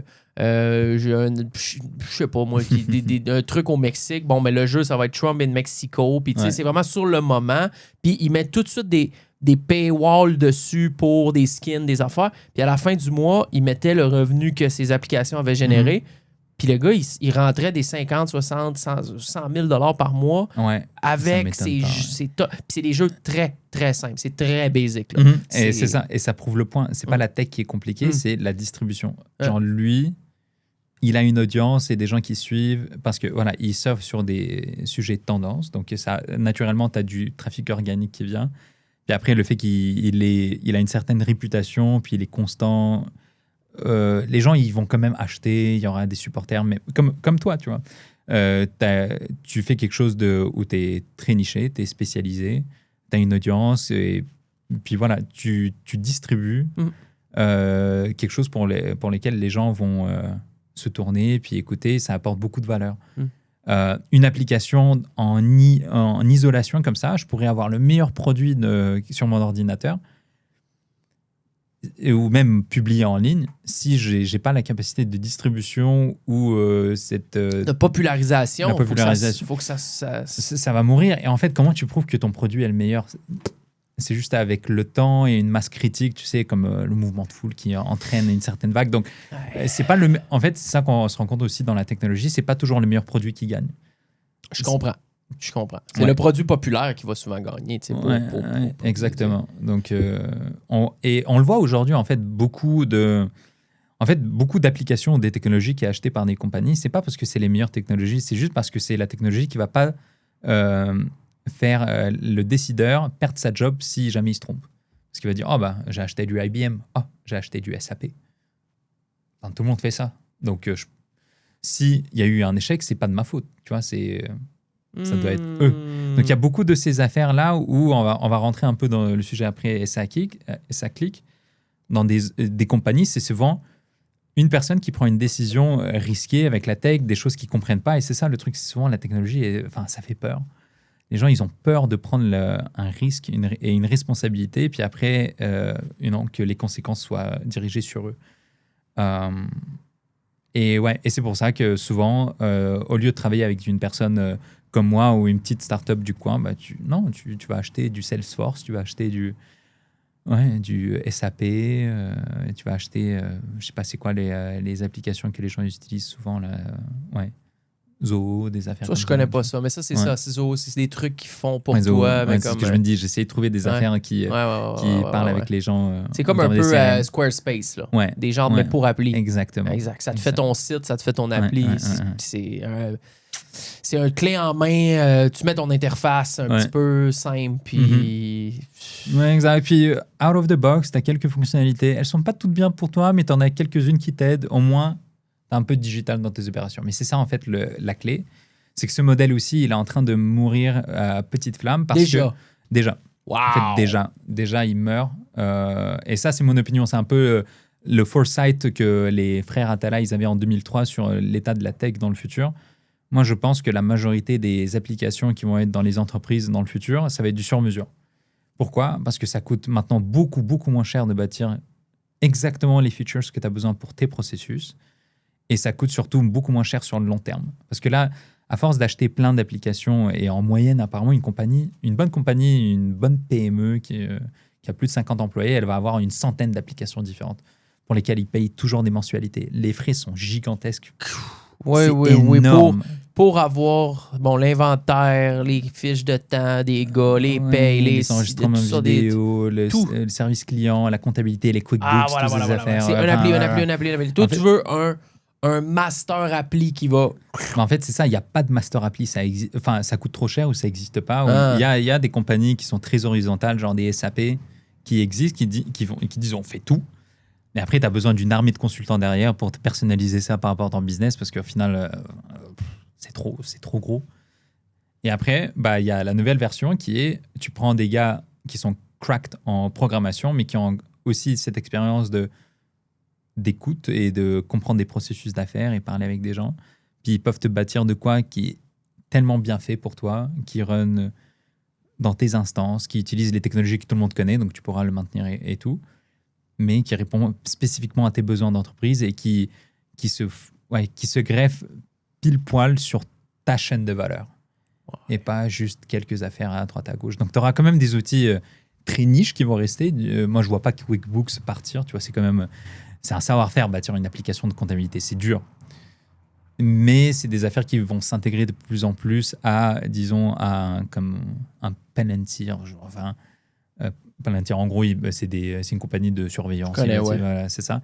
Mais ils ont immense. aussi une Ça solution. a explosé en bourse. Ouais, mais en gros, la force de Palantir, et ils le font souvent pour les gouvernements et les grandes entreprises, mais eux, ils créent un système comme de tour de contrôle qui comprend tout ce qui se passe dans ta entreprise. Donc, ils se connectent à toutes les applications, toute la donnée qui existe, structurée, non structurée. Donc, quand on parlait de SQL et de Oracle, eux, ils te faisaient la donnée qui était tabulaire. Donc, c'est comme des Excel. C'est des tables de données avec une ligne, colonne, tu as de la donnée. Tu as aussi des données non structurées, donc c'est des conversations clients, c'est limite la vidéo de notre enregistrement, donc ça va être une note sur un notepad, ça peut être plein de données. Maintenant que les modèles de langage peuvent déchiffrer, structurer pour toi, et c'est là où en fait la plus grosse application des LLM dans l'architecture des logiciels, c'est que maintenant, même cette conversation-là peut être utilisée comme un ledger, comme une donnée qui peut être utilisée pour des applications ou quoi que ce soit. C'est fou. Ouais, c'est fou, c'est dingue. Et donc, eux, c'est ça qu'ils font. Ils se connectent à tous les types de données, puis ils te permettent de, limite, avoir un digital twin, donc une copie digitale de tout ta business. Et ça, c'est puissant. Quelle époque! Ouais, quelle époque. Donc, en théorie, dans le futur, une compagnie de porte et fenêtre ou de toiture ou de HVAC, ils vont savoir qui doit faire quoi, à quel moment. Et si jamais cette activité à valeur ajoutée peut être faite de manière automatique, ça va être fait de manière automatique. Et tu vas garder l'humain juste sur l'aspect qui est très important pour l'humain, les travails physiques. Ouais. Bon, les robots Optimus de Tesla, là, ça arrive un jour, c'est sûr. Les preuves de concept sont là. C'est juste ça. Voilà, mais c'est pas là maintenant. Non, mais ça va plus vite qu'on pense. Ça va tellement vite, c'est fou, ça fait peur aussi. Non, ça fait. Mais tu sais, toi, t'es là-dedans, puis tu te dis, ça fait peur. Tu sais, hey, Alex, on jase depuis tantôt, puis c'est quasiment décevant qu'on ait juste un show. Ouais. Je te relance l'invitation dans les prochains mois pour un part 2 parce que. Il y a tellement d'aspects que je veux jaser. J'ai même pas sorti mes feuilles. Ah, c'est fou. Encore. Et ça fait déjà 1h10 qu'on jase. Regarde. Malade. On va traverser tranquillement vers Saclic. Mais je vais te faire revenir dans les prochains mois et je vais arriver avec 8 ou 10 questions précises qu'on prendra le temps parce que on peut s'étendre sur... En fait, ouais, c'est ça. On n'a même pas parlé de programmation de jeux vidéo, qui est un autre monde complètement. On pourrait en continuer dans l'IA, on pourrait parler des applis de X. Moi, ça m'intéresse comment X fonctionne. Tu sais, c'est tellement une autre affaire. Puis moi, j'ai l'impression que lui veut faire une méga app avec ça. Moi, mon feeling... Son ambition, elle est folle. Moi, mon feeling, c'est qu'il veut que X... ait un genre d'Amazon interne à un moment donné. Ça, c'est une vision que moi j'ai. Puis que cette application-là fasse tout en même. Les mégalomanes. Ouais. Il y a tellement de choses que j'aime. Mais là, on va tranquillement graviter vers Saclic parce que c'est quelque chose qui, ici au Québec... Ça parlait beaucoup de... Alors, ça a fait énormément parler. Il y a une commission d'enquête sur le sujet. À la base, c'est ça que je voulais parler. Puis... la question est simple. Il n'y a pas 10 000 façons de poser cette question-là. Bon, on est 8 millions dans une province au Québec. Ouais. Sur les 8 millions, je ne sais pas combien il y a de gens qui ont des permis de conduire. On va donner un chiffre, mettons 4 millions. OK? La moitié à peu près. Ça fait du sens en ordre de grandeur. Ouais. Et ces personnes-là ont besoin d'avoir des permis de conduire valides avec leur nom, leurs affaires et une plaque d'immatriculation valide. C'est les deux choses. Exactement. Pour 4 millions de personnes. Et ils ont décidé de... Puis ça, c'était fait sur place dans les magasins, pas les magasins, mais dans les succursales. Les succursales SAAQ. Tu prenais rendez-vous, ça pouvait prendre plusieurs semaines. Sinon, tu allais attendre en avant. Il y avait des files dehors l'hiver. Puis c'était super compliqué d'aller faire ton plaquage de voiture, ton changement de voiture, ton permis renouvelé, ces affaires-là. Et là, ils ont dit, parfait. On va faire un site Internet qui va simplifier la vie aux Québécois. Et finalement, c'était supposé coûter 200 millions, quelque chose de 250 millions? Je disais peut-être 400. Ouais, au pire des cas, il disait ça nous coûterait en dessous d'un demi-million, d'un demi-milliard. Et finalement, ça coûte 1,2. On ne le sait pas exactement. Non, on ne sait pas encore en fait. On est toujours en train de découvrir des squelettes dans l'armoire. Donc, la commission en ce moment, elle est encore en cours. Je pense que c'est au milieu décembre qu'on va avoir des résultats, des bouquets. On aurait dû le savoir le 30 septembre, et donc quand on s'est contacté, j'étais ça arrive bientôt, je pourrais lire le rapport. Puis, c'est remis. Mais c'était remis parce qu'au final, on se rend compte qu'en fait, il y a tellement de problèmes de tous les sens, il n'y a pas que la tech. Et c'est souvent, en fait, ça va de pair. La question est tu sais, je veux dire, parce qu'on s'entend qu'il n'y a pas... parce que j'ai écouté beaucoup de gens chialer là-dessus. J'ai moi-même eu des conversations avec des amis là-dessus, tout ça, pendant les émissions, pendant les directs. D'un œil de gars qui a une compagnie là-dedans, qui fait ça dans la vie, toi, tu reçois le mandat. Toi, tu as le gouvernement du Québec qui t'appelle, qui dit « Salut Alex, vous autres, vous faites ça, on a besoin de vos services. Monte-toi une équipe. Tu as besoin de quoi? Vous avez besoin d'être 35, 30, 40 gars pour travailler là-dessus, pas de problème. Combien que tu nous demandes pour qu'on puisse arriver à ce que ça fonctionne, qu'il n'y ait pas de bug, que ça roule, et que tout aille bien? Vas-y, je te non, mais c'est... Pars où tu veux. Beau challenge, mais OK, on va faire cet exercice de pensée. D'ailleurs, juste pour dire, c'est ça, la commission n'est pas finie. J'avais fait plus ou moins mes recherches sur voir qu'est-ce qui s'est passé. Mais déjà, à premier abord, j'ai tellement d'insights ou de choses qu'on aurait dû faire différemment en tant que province, en termes d'exécution. Mais bon, moi, le principe de base, c'est que je vois souvent des gens qui prennent ce type de décision, qui pensent que ajouter plus de gestionnaires, etc., ça va régler l'affaire. Et donc, c'est très bien que tu me poses la question sur quelle équipe je ferai. Les applications sont bâties par des gens techniques, et ils le font pour des utilisateurs finaux. Et tout ce qu'il y a entre les deux, c'est du bruit, c'est comme des points of failure. C'est souvent de l'orchestration, c'est des gens qui vont mettre leurs 2 cents, etc. Mais plus ton application va être la meilleure si tu as des gens, disons 50 ingénieurs très geeks, mais genre passionnés par ce qu'ils font, qui s'assoient dans une salle Spotify. Avec de la pizza. Spotify. Genre Spotify. T'as vu la saison, la série? J'ai vu la série. Bon, exactement. Genre Spotify. Mais littéralement, c'est ça qui fonctionne. Les meilleures applications que moi j'ai bâties dans ma carrière. Des cracks. C'est des cracks. Ça mange du popcorn, ça boit du Coke Diet, puis ça joue à l'ordi. C'est pas. C'est ça qu'on se dit, plus on va dépenser, mieux ça va être. Non, surtout dans la programmation, c'est souvent moins tu as d'ingénieurs, mieux ça va fonctionner. Pourquoi? Parce que plus tu as une personne qui peut garder du contexte dans sa tête et communiquer plus rapidement avec l'autre exécutant, etc., mieux ils vont être en symbiose avec, avec ce qu'ils doivent faire, etc. L'autre partie, c'est qu'ils doivent être le plus proche possible de l'utilisateur final. Donc, parce que oui, ils ont les compétences techniques pour bâtir de quoi de fou, mais ils doivent quand même aussi comprendre quoi bâtir. Et donc là, quand je regardais ce qu'on bâtissait, tu l'expliquais très très bien. Ça paraît des choses simples, mais derrière, évidemment, tu as des affaires de comptabilité, d'assurance, de paiement, tu as quand même quelques process. Oui, ça on est tous d'accord qu'il y a des petites spécificités.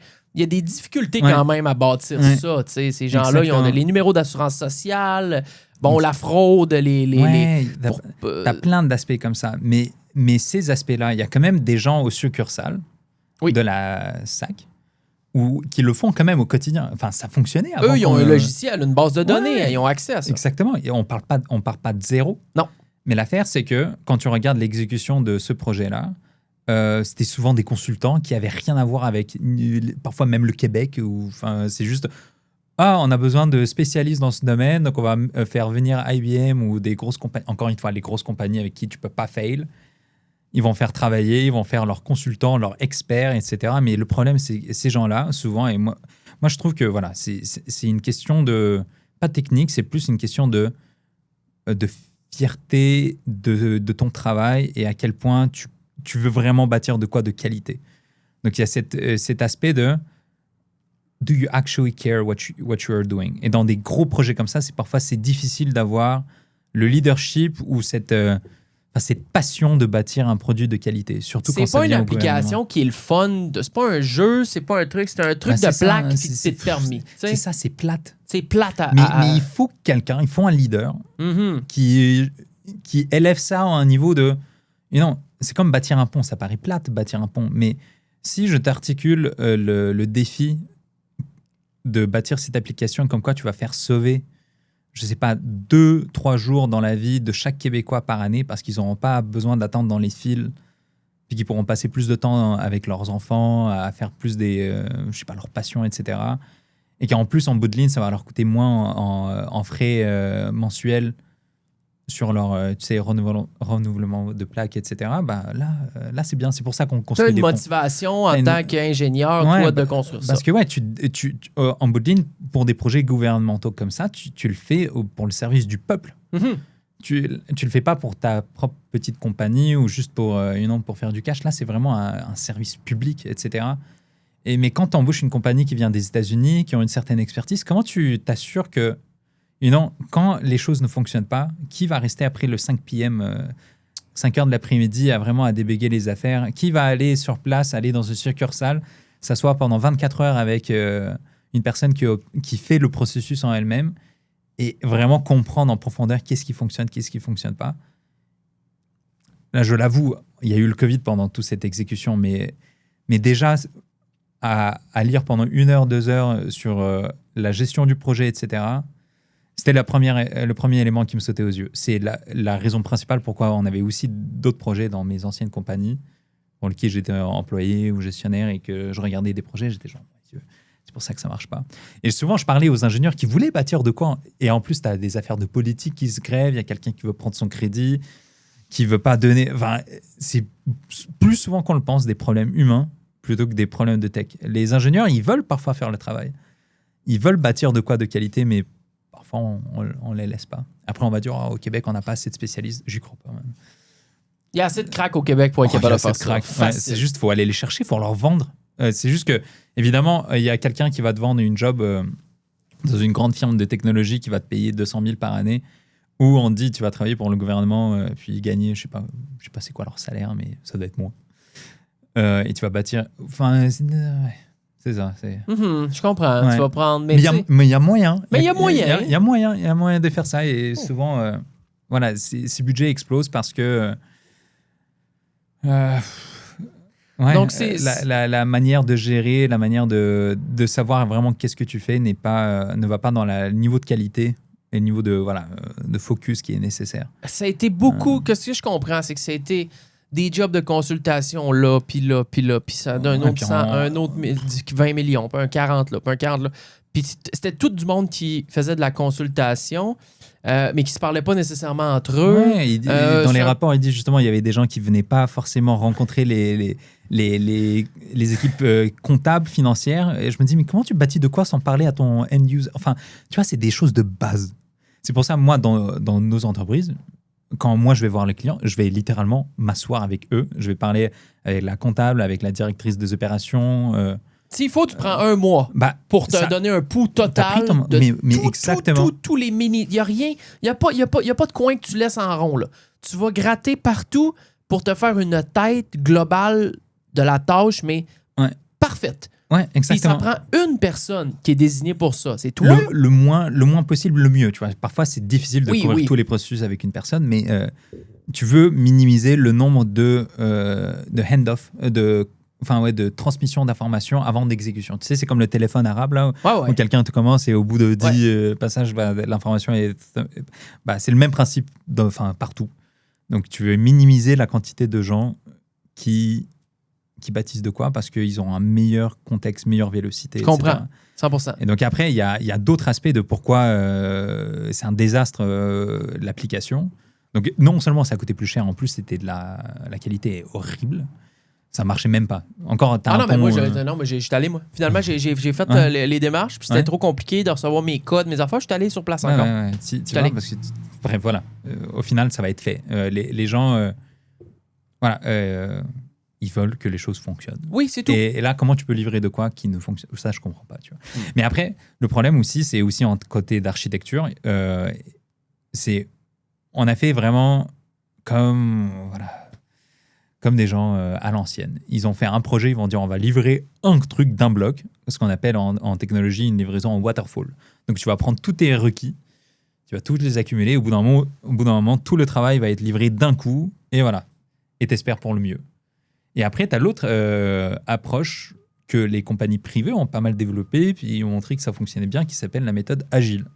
Et la méthode agile, qu'est-ce qu'elle veut dire ? C'est en fonctionnement plus par sprint, par période de genre 2 semaines ou 4 semaines, des équipes techniques vont créer de la valeur petit à petit et vont livrer un produit au fur et à mesure. Bêta, puis avoir du alpha, exact. comme un jeu vidéo. Exact, et bâtir petit à petit comme ça. Et puis, ils vont avoir une capacité de beaucoup mieux s'ajuster par rapport à ce qui se passe. Ça fait 2 semaines. Il y a beaucoup de bugs à ce niveau-là. Beaucoup de bugs. Exactement. OK, on leur donne une autre semaine, on travaille dessus, on le renvoie doucement.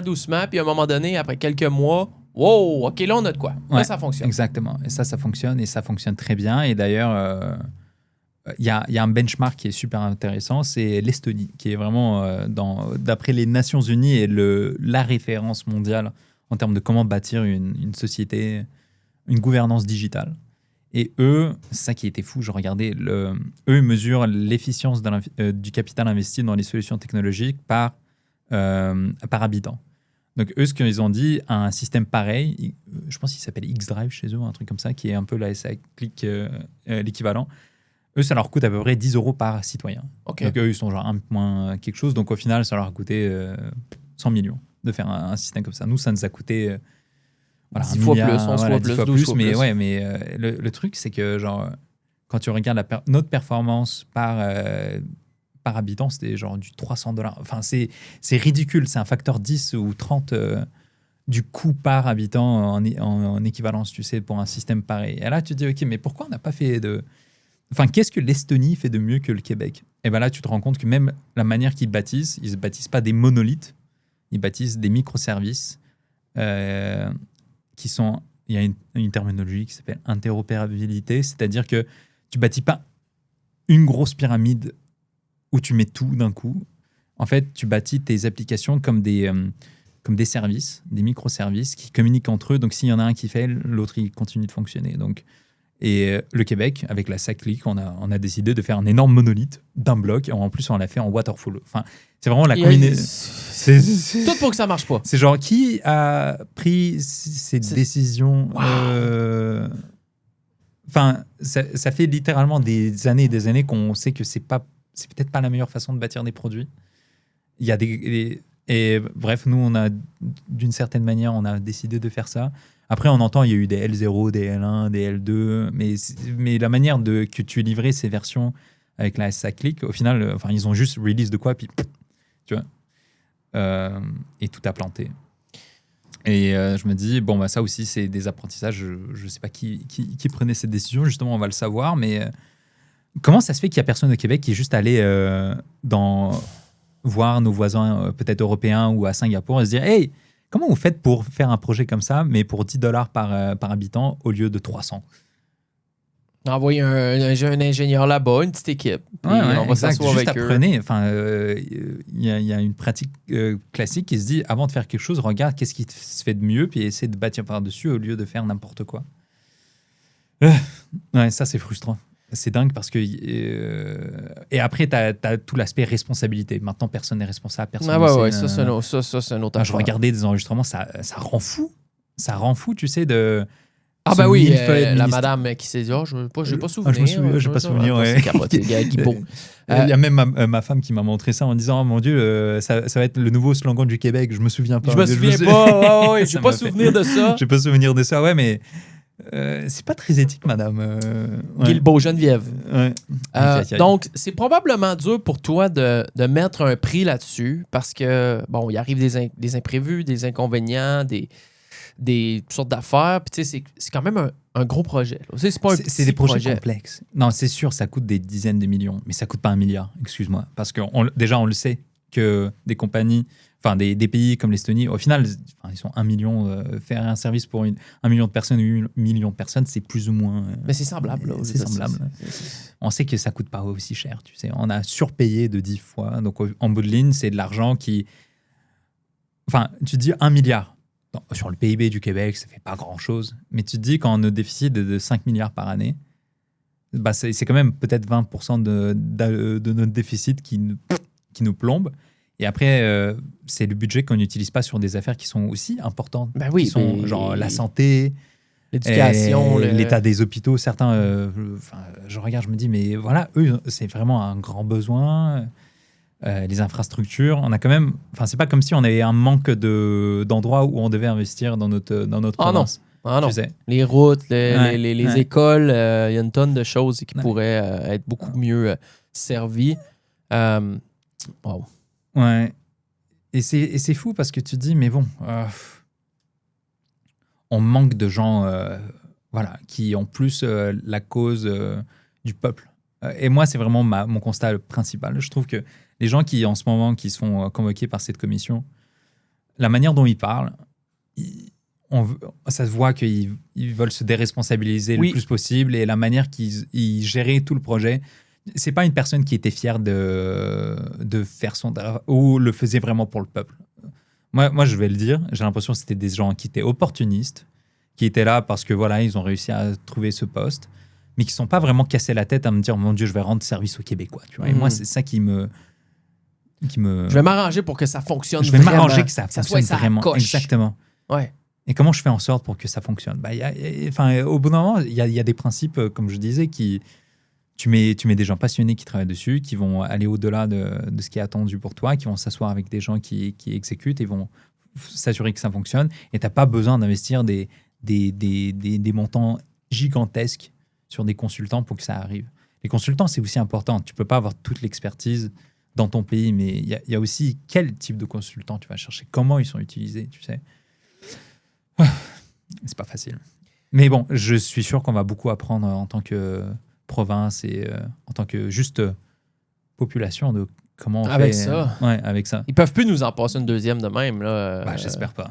J'espère pas. Je vais en prendre de ça, puis encore là, on le sait pas. Ça peut très bien arriver. Ouais. C'est... Mais admettons, si tu ramasses la gig, là, toi, ils t'appellent. Ouais. Tu t'entoures de quoi? 15 personnes? 20? Des pros? De vrais pros? Les meilleurs? Ouais, je commencerai déjà par faire une phase de découverte et une phase de consultation, tu sais, avec des experts qui l'ont déjà fait. Donc ça déjà, tu limites les coûts. Avant de se lancer dans un projet comme ça, tu fais une bonne due diligence et tu dis, OK, qu'est-ce que ça nous prend vraiment? Donc tu prendrais un bon petit groupe de 10, 15 personnes pour faire ça, pour mapper les processus. Et ça, c'est souvent ce qui est compliqué. Modéliser tous les flux de valeur. Qu'est-ce qu'on veut atteindre, tu vois, c'est quoi les différentes étapes et puis souvent les choses peuvent paraître complexes, mais on peut faire les choses beaucoup plus simples. Ça aussi, ce qu'on apprend beaucoup en technologie, etc., c'est très facile de faire compliqué, c'est difficile de faire simple. Et il faut juste des gens que ça clique. Prends des gars bright, là. Des gens qui ont de la drive, là, puis des gars qui ont les idées claires là-dedans, puis qui voient l'ouvrage, puis qui que c'est clair. Là. Exactement. Bon, on va séparer ça en 10 sections. Exactement. Puis chaque gars a sa section. Puis quand on aura toutes nos infos, on se regroupe, on met ça sur papier. Exactement. Bon, on part, qu'est-ce qu'on fait avec ça? Et surtout, dans le passé, c'était très compliqué de faire ce genre d'exercice. Ça prenait du temps, il fallait modéliser, il fallait dessiner toi-même tes processus d'affaires. C'est long, c'est chiant et ça demande beaucoup d'entrevues. Mais nous, ce qu'on réalise aussi avec mon cofondateur en ce moment, c'est quand on va voir des clients... genre sur place, par exemple, demain, je vais à Saint-Hyacinthe, je vais aller dans une compagnie manufacturière qui produit des produits au Québec, puis après, elle a aussi sa chaîne de valeur. Nous, on vient avec nos téléphones, tu vois, on press play, on record pendant genre 6 heures. Bah ouais. Ça enregistre toute la conversation, comme ça, on n'oublie rien. Après, on balance ça dans des LLM. Ben oui, et nous, ça nous structure nos trucs. On a nos propres méthodes. On sait comment faire notre job de modélisation de processus. T'arrives pas là avec ton pad, ton crayon stylo. Non. Exact. Après, tu crées tes diagrammes. Après, tu réitères dessus. Tu te dis, est-ce que c'est vraiment nécessaire et tout.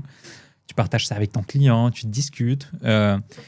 Et maintenant, on peut faire des affaires qui, en vrai, dans le passé, ça prenait parfois des mois. Maintenant, on fait des affaires, genre, ça nous prend 1 semaine. C'est fou. C'est fou, je te jure. Les affaires les moins sexy, c'est là où il y a les plus de valeur, je trouve, avec l'IA. C'est pas avec les Sora, etc. Je trouve qu'en vrai, Mauvaise utilisation des ressources limitées qu'on a sur la planète Terre. Le Sora. Ouais, tout ça, ça, ouais. faire plus des pubs. C'est ça qui est dingue. Tu parles avec des experts marketing, petite parenthèse, mais les pubs qui convertissent le mieux, c'est celles qui sont faites avec Paint, qui sont dégueulasses. Celles qui ont les clics. On travaille avec une autre compagnie, les gens un peu, ils disaient mais pourquoi nos pubs sont moches et tout, mais on devrait faire beaucoup mieux, investir dans les créatives. Et l'expert marketing il était en mode mais regarde, ton ROS est à 5 avec la pub qui est dégueulasse. Je sais pas, les gens ça clique, tu vois. Ils cliquent sur chose un de truc simple. Les gens ils ont pas le temps pour ta vidéo avec des gorilles là. Non, exact. Ouais. Donc, c'est ça. Et pareil, donc on ferait ça. Je pense que ça me prendrait 10-15 personnes, mais vraiment super, super fortes. Puis gérer les cueillir et leur vendre le projet. En tant que bon leader. Bon leader, exactement. Tu as besoin de quelqu'un qui donne le goût à une personne de se lever le matin, pas juste pour le cash. La majorité des gens, d'ailleurs, ne travaillent pas juste pour l'argent. En tout cas, moi, je ne travaille pas juste pour l'argent. J'étais très bien. Il faut que tu sois passionné. Je veux dire, il faut que tu aimes ça. Moi, si j'ai l'impression de travailler, j'ai pas de... Je veux dire, surtout quand tu fais des trucs comme ça, il faut que tu aies de la braille, il faut que ça te tente. Exactement. Et des gens comme ça, il y en a plus qu'on l'imagine. Les gens, ils choisissent l'argent par défaut parce que la majorité des entreprises, ils rendent la job chiante et plate. En vrai, c'est ça qui est nul.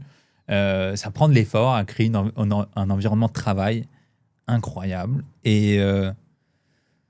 Mais c'est pas compliqué. Parce que toi, tu as des amis, tu sais ce qui te rend heureux, tu sais ce qui te passionne dans ton travail. C'est juste, c'est aussi de la vente. De motiver des gens, c'est un travail en lui-même. 100%. Et puis, c'est ça. Il y a des manières de gérer des projets, de mettre des gens en commun, de les motiver. Alors, je suis complètement d'accord. Je pense que c'est ça qui manque à ce projet-là. C'est souvent ça, parce que c'est sûr, sur papier, comme ça, personne ne voudrait faire ça. C'est l'horreur. Alors, mais donc voilà, 10-15 personnes. Après, on aurait une bonne idée de tout ce qu'on devrait faire et tu peux jamais tout prévoir d'avance. Et c'est pour ça que tu travailles en agile. C'est que tu dis, OK, on a ce gros bloc de travail, on a ces gros axes, etc. Enfin, je n'ai pas fait le travail d'analyse, donc je te dirais en grande ligne. Mais après, en termes d'exécution technique, surtout de nos jours, tu sais que tu auras de la cryptographie qui sera importante pour tes données d'utilisateurs. Ça a été déjà fait. Tu as plein de librairies ou d'exemples, encore une fois, l'Estonie, de comment faire ça. Tu n'as pas besoin de réinventer la roue. Tu leur prends juste leur blueprint, tu payes leur consultant ou tu t'achètes. Je ne sais pas comment ça fonctionnerait. Moi, en tout cas, j'irai en Estonie. C'est le premier truc que je dirais. Je dirais, voilà, ça, c'est les fonctionnalités, les features qu'on aurait absolument besoin. Aidez-nous à recréer la même chose. Okay.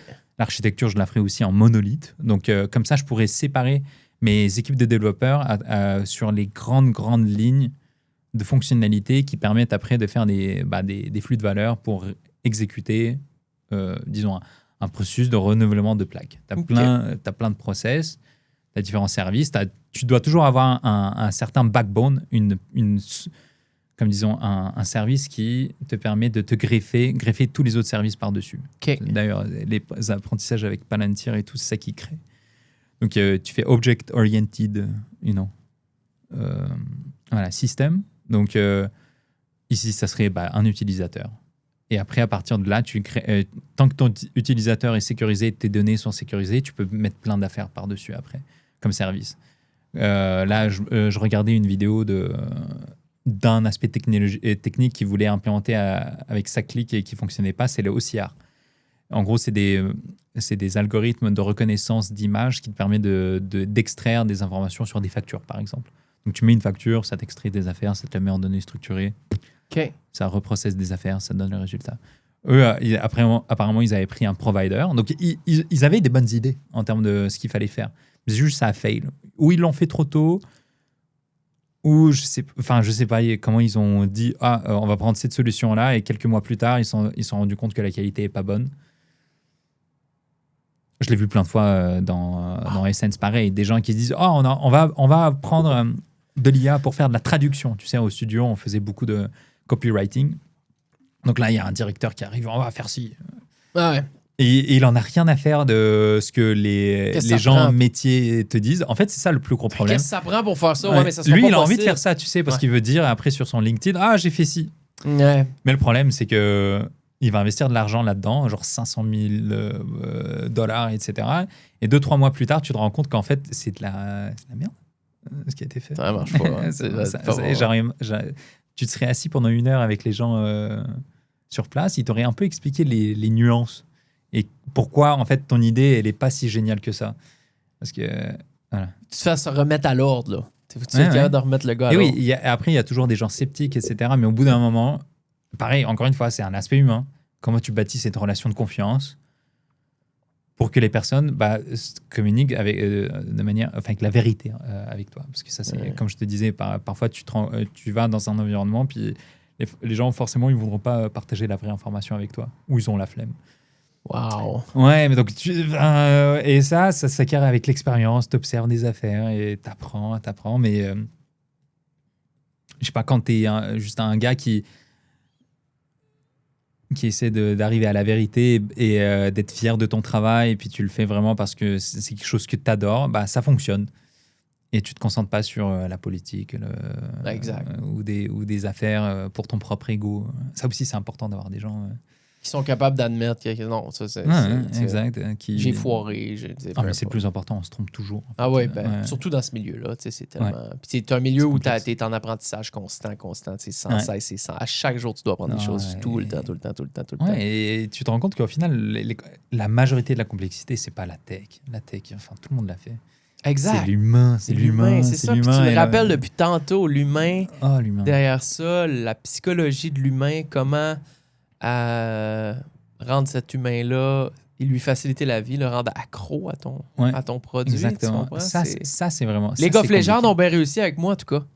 League of Legends, on en parlait tantôt. Ouais. Les gens, ils le font par passion parce que, voilà, ils sentent... Voilà, c'est normal, c'est les incitatifs. Ouais. On parle beaucoup de... C'est quoi ton incitatif ? Tu dois créer un environnement où les incitatifs sont bien alignés, sont bien faits. Il n'y a pas que le cash dans la vie. C'est très passionnant de jouer avec toi. Merci. Non, mais sérieusement. Tu sais, il n'y a rien de plus le fun que de jaser avec quelqu'un qui, premièrement, c'est passionnant parce que tu es passionné. Ah, j'adore ce que je fais. C'est tu transpires cette passion-là de fou.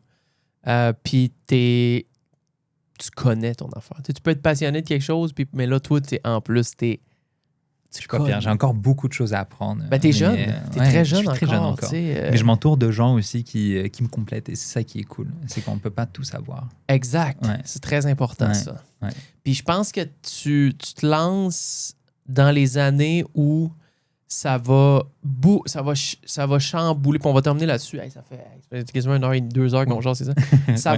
Ça va chambouler encore, de mon point de vue, dans les prochaines années, justement, parce que ça avance tellement vite avec les IA que tu te lances, tu as déjà un bon knowledge, sauf que là, dans 5 ans, ça va être une autre façon, d'après moi, de travailler. Puis tu vas... Non, c'est sûr, mais en fait, d'ailleurs, la question que tu m'avais posée, je ne l'avais pas répondu. Est-ce qu'il y aura moins de jobs dans le futur, oui ou non, avec l'IA ?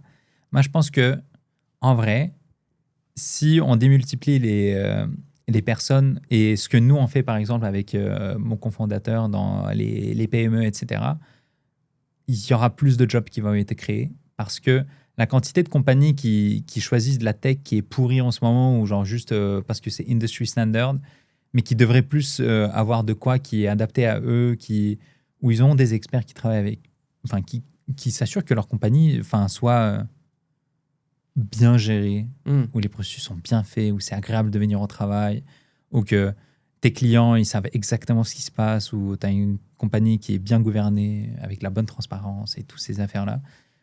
En fait, c'est 99% de l'économie. Moi, je suis allé dans un salon All-in. C'était un salon de l'IA à Montréal il y a 2-3 semaines. Yep. Et le truc, c'est que tu remarques que c'est bien beau, on parle de l'IA, mais déjà, le billet d'entrée, c'était $1,500. Oh! Ouais, pour être visiteur, regarder ça. Puis après, les compagnies qui exposent là-bas, c'est souvent des grosses multinationales. Et tu te dis, mais ok, mais ils sont où? Elle est où le reste de l'économie? Tu sais, 98% des compagnies au Québec, c'est moins de 50 employés, comme ça, tu vois. Et tu te dis, mais ces personnes qui ont vraiment le plus besoin de digitalisation, de services, ils sont pas du tout là. Ils sont pas là. Ils sont pas représentés, personne ne parle d'eux et on dit, on est les leaders, etc.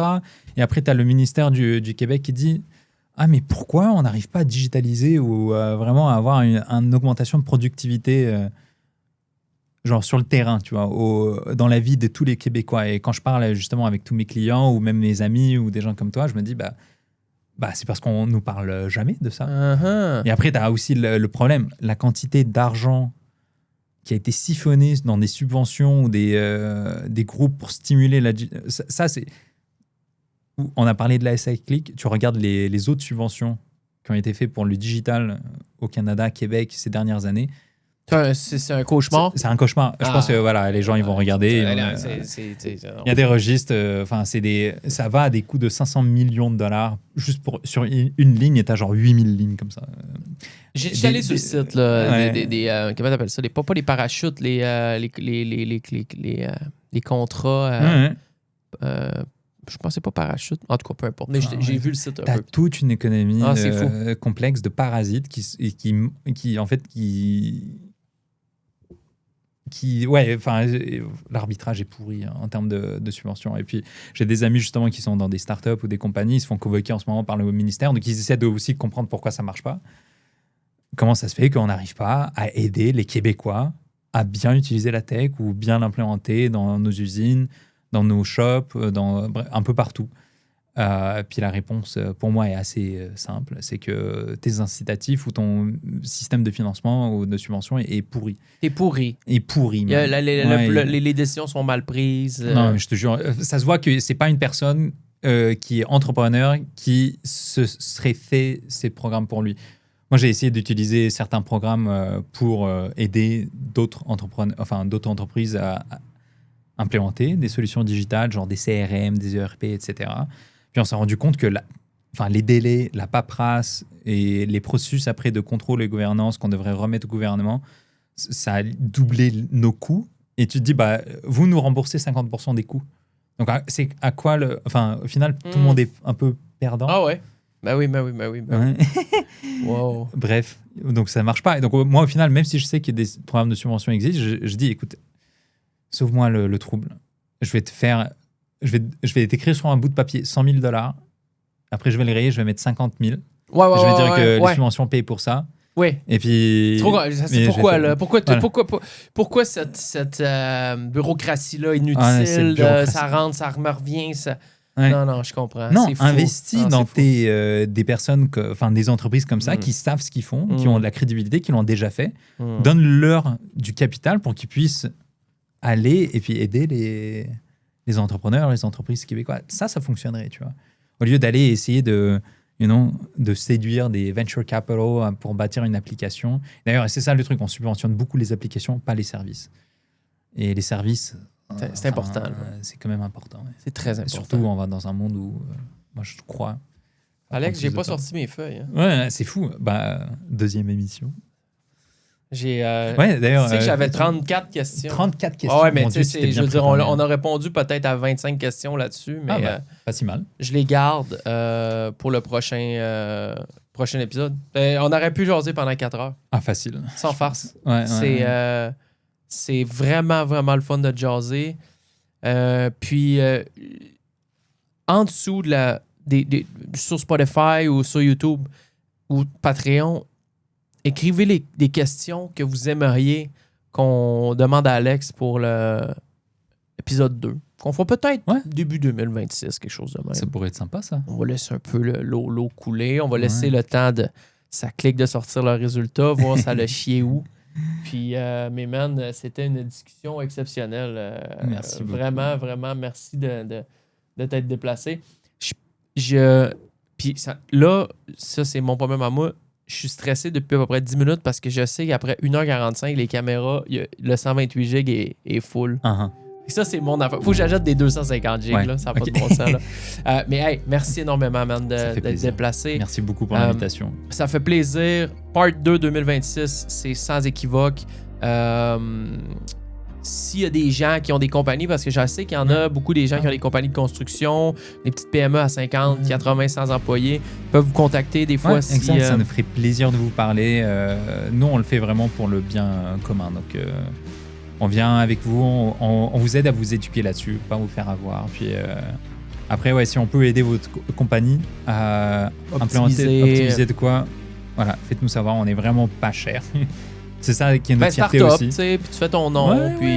Exactement, mais voilà, on a des engagements comme on appelle fractionnés. Donc, vous payez le prix, disons, d'une secrétaire à l'année pour avoir un service de, disons, 10 ingénieurs. Incroyable. Donc voilà, on est très très fort. Merci l'IA et merci l'expérience. Incroyable. Mais ouais, vous pouvez me trouver sur LinkedIn, Alexandre Carré, Carey. Puis c'est pas mal ça. Vous pouvez me trouver là-dessus. Alex, c'était exceptionnel. Je te souhaite une belle continuité. J'ai hâte de te reparler dans quelques mois. Les boys de la gang, les girls, merci d'avoir été là. Patreon.com, la gang du show. C'est la meilleure façon de nous soutenir. Plateau Energy Drink, merci aux boys d'être là. Et mon beau Dave aux excavations, Michaud et Fils également. On se revoit dimanche prochain. Buvez de l'eau. Faites attention à votre argent, c'est important.